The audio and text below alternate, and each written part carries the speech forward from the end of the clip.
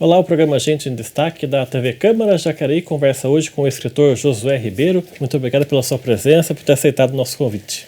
Eu agradeço a oportunidade de estar aqui contigo, tá bom, Rodrigo? Antes da gente entrar na parte da literatura, de mostrar os seus livros, vamos falar um pouquinho sobre a sua trajetória pessoal, né? Você é nascido em Jacareí mesmo? Sim, sou nascido aqui em Jacareí, no ano de 1978. Fala um pouquinho sobre a sua infância, o que você lembra da Jacareí da sua infância, como é que era essa cidade aí?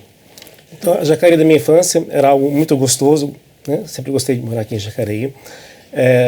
Na época, eu gostava muito de brincar um pouco na rua, então eu morava na região do Dindim ali, então eu tinha a oportunidade de fazer as brincadeiras comuns, né? Brincar de esconde-esconde, pega-pega, né? Brincava de bola também, nunca fui bom de bola, mas gostava de jogar bola na rua também. E na minha infância também eu tive a oportunidade de visitar as pessoas nas casas delas, na comunidade que eu morava ali. Então eu fazia um trabalho religioso e todos os domingos, ou alguns dias da semana, eu estava visitando e conversando com os vizinhos. Então eu tive bastante amizade com os vizinhos no bairro que eu morava, no Dindim. É uma família grande sua? Muitos irmãos, não? Não, família é pequena. A minha família imediata é pequena. Então sou eu e mais 2 irmãos, uma irmã e um irmão. E os seus pais faziam o que de profissão? Seu pai, sua mãe? O meu pai, ele era operador de máquina, trabalhou muitos anos, né, numa antiga empresa aqui, a Demac, eu já tenho um outro nome, como operador de máquina. E a minha mãe era do lar, sempre foi do lar. E também meu pai e minha mãe faziam trabalhos religiosos também, esse de visitar as pessoas também nos lares. Esse trabalho do religioso, queria que você contasse um pouquinho dele. Como é que era para você, criança, acompanhar seus pais nessas visitas? Como é que se dava isso? Então, essas visitas, no início, meus pais sempre nos ensinaram nesse caminho, né? De visitar as pessoas, eles tinham esse hábito, então nós costumávamos estar acompanhando eles nesse hábito. E eu gostava, inicialmente, de estar visitando, conversando com as pessoas, né? Eu era muito comunicativo, dava bem. Teve uma época que eu fiquei um pouco meio rebelde, não queria mais visitar, mas depois eu comecei a voltar a visitar e fazer isso com alegria. Sentia bem conversar com as pessoas. Era assim, como se fosse uma conversa de ajuda, meio que, entre aspas, psicológica, para quem ia ser visitado, estava passando por algum problema, de ajuda, assim? Mais ou menos? O objetivo dessas visitas é levar esperança para as pessoas, né? Tanto naquela época como na época de hoje, o mundo encontra com diversos problemas, diversas dificuldades, e muitas pessoas ficam desanimadas, sem uma esperança para o futuro. E nessas visitas que nós íamos de casa em casa, nós levamos uma esperança de um mundo melhor para as pessoas. Então esse era o nosso objetivo. E de que igreja que era a sua família lá? Nós éramos Testemunhos de Jeová. É Testemunhos de Jeová. E você até hoje segue esse preceito religioso? Sim, continuo sendo Testemunho de Jeová. E conta um pouquinho da sua infância. Você falou que o lado rebelde, né? Depois você foi rebelde. O Josué, adolescente, esse foi a parte rebelde da sua vida, não? Digamos sim e não ao mesmo tempo. Eu fui um pequeno rebelde, mais novinho, né? No começo, quando eu fui um pequeno rebelde, tipo assim, eu queria às vezes ficar descansando, meu pai me incentivava, vamos acordar cedo para visitar as pessoas, então aquilo me causou um pouco de rebeldia naquela época, né? Mas depois eu entendi o porquê dessa importância de estar visitando as pessoas. Então esse foi um pouco do meu rebelde nessa época. E na adolescência foi estar bem tranquilo, né? Não cheguei a me rebelar, digamos assim. Durante um período eu não me rebelei mesmo, né? Sempre fui ali. Dos seus 3 irmãos, você é o mais novo ou não? Eu sou o caçula. O caçula? E os seus irmãos hoje fazem o que de profissão? A minha irmã é do lar, né? E meu irmão trabalha com lanches, que é a mesma cidade de Jacareí. E como é que foi o processo de escrever os livros? Conta um pouquinho como é que foi que começou isso. Eu sei que o primeiro deles foi porque você estava numa depressão, depois você escreveu o livro. Como é que foi isso? Exatamente.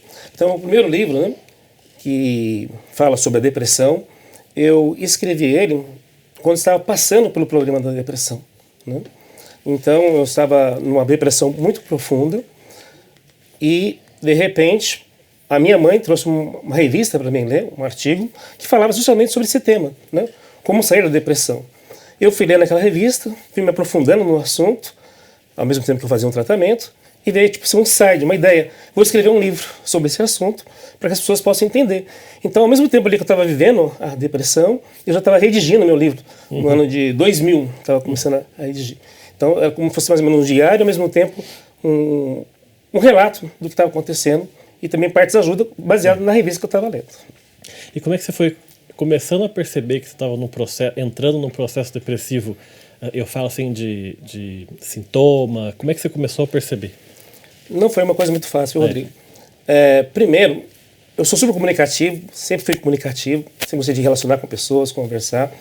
E de repente o meu mundinho foi fechando, né?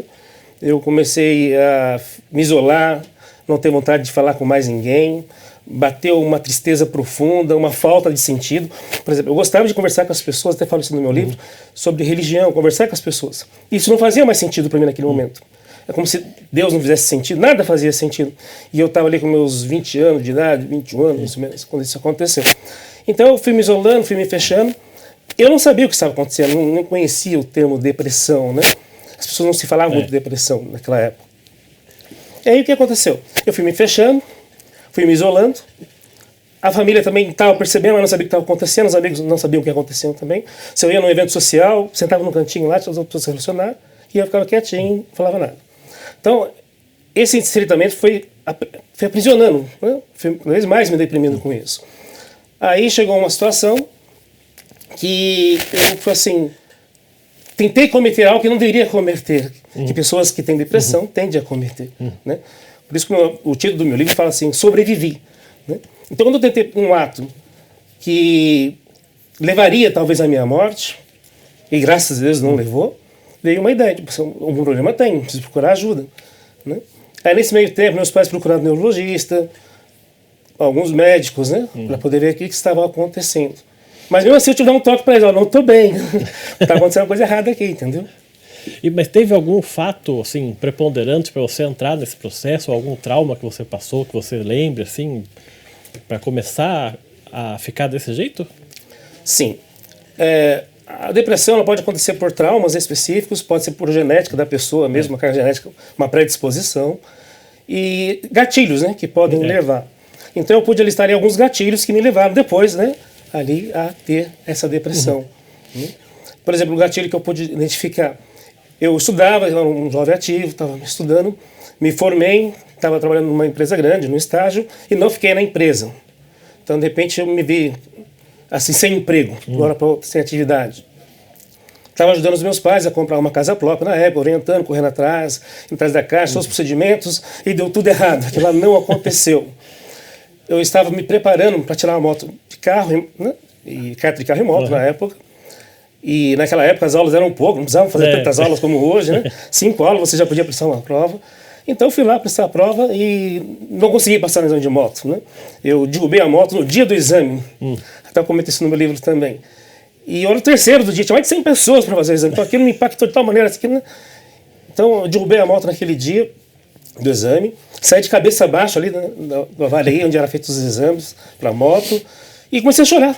Vou lá, chorei e fui embora chorando.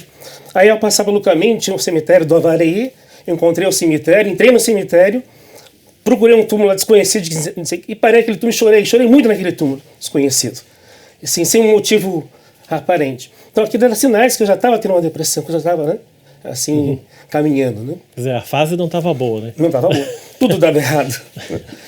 E você, desse começo, né, de você ficar trancado, quieto, que você que era uma pessoa comunicativa não estava mais fazendo isso, até você procurar ajuda médica, qual foi esse espaço de tempo? Foi meses ou foi, como é que foi esse espaço? Foi quase um ano de espaço. Quase um ano? Quase um ano. Então ele girou no ano 2000, tipo assim, de janeiro até setembro, né? Porque tipo assim, nesse período todo que foi acontecendo essas coisas, né? Então quando culminou numa tentativa de suicídio, porque tipo, você estava no fundo do meu poço, eu não estava achando saída para nada, não que eu quisesse cometer um suicídio, né? Mas aí, nesse período, mesmo já passando por neurologista, entrando com alguns medicamentos, né? Por exemplo, pessoas costumam usar fluoxetina para depressão, antidepressivo forte, né? 20, mas para mim o caso não adiantava, né? Depois vamos até comentar um pouco mais sobre isso. Então,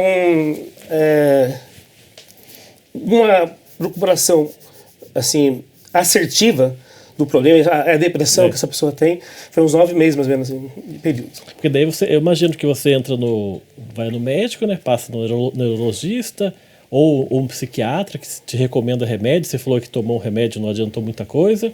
Esse processo então é um processo meio lento para descobrir até, assim, estou com depressão, preciso me tratar, né? É isso? Isso, é mais ou menos isso. Porque, tipo assim, você tem que descobrir a depressão, tratar e ver qual remédio que vai acertar contigo. Não é assim, instantaneamente, toma esse remédio aqui e está resolvido. Não, tem que acertar a dosagem, o remédio que precisa, ver se é somente depressão, se tem um outro tipo de depressão associada junto também, né? Porque é uma situação que quem já passou por isso em casa, de ter alguém com depressão, assim, entre aspas, vai contaminando toda a família, né?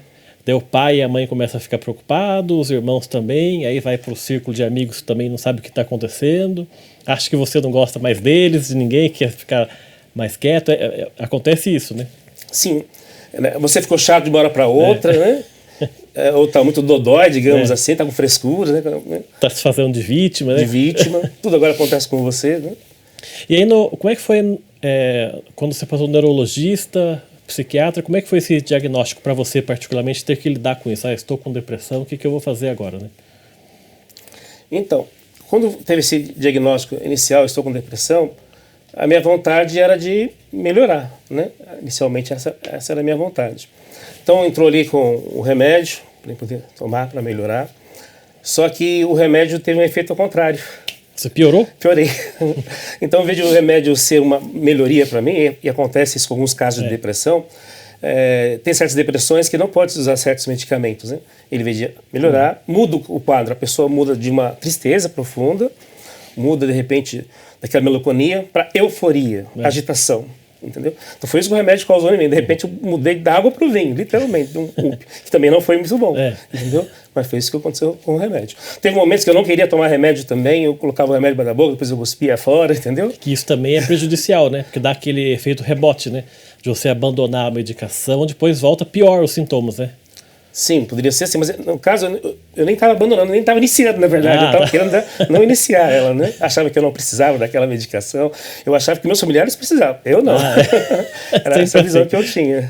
E quando que você foi tomando consciência que aí você precisava mesmo, tinha que seguir a sério aquele negócio ali? Quando foi? Então, podemos dizer que foi da pior forma possível, tá?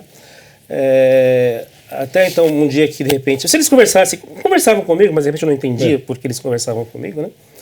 Então, mas quando um dia de repente minha família percebeu, né, que eu tinha colocado o remédio ali, que eu tinha cuspido, não estava com ele na minha boca, eles procuraram um outro especialista, relataram aquela situação que estava acontecendo, ou tinha acontecido, e me levaram para uma consulta específica, um outro médico. Eu falava sempre que eu quero a opinião de outro médico, né? É bom ter a opinião de um ou mais médico. Sobre o assunto, será que isso é isso mesmo?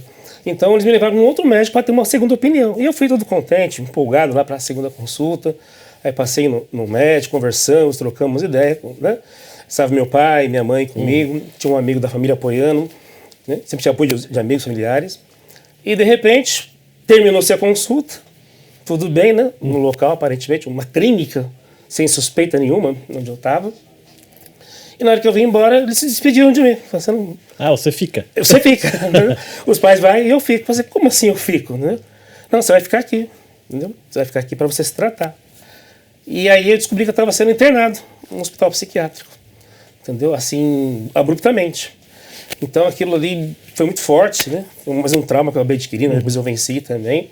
Porque a minha ideia foi tentar reagir e sair. Mas daí vieram segurança, digamos assim, do hospital, né?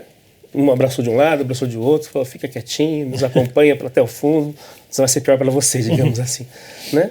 E ali eu chamo a traição na época, sabe? Fiquei assim, como meus pais fizeram isso comigo, né? Que traição! Mas minha mãe partiu o coração dela para fazer aquilo, né? Meus pais partiram o coração deles, não foi fácil, ela voltou muito triste para casa. E ela na cidade de São José dos Campos. Mas, naquele momento, eles acharam que era prudente, a família, o médico, entrando que eu ficasse ali, tipo assim, num tratamento mais intensivo. A gente vai continuar com esse assunto no nosso próximo bloco. O Gente em Destaque então volta daqui a pouco. Até já!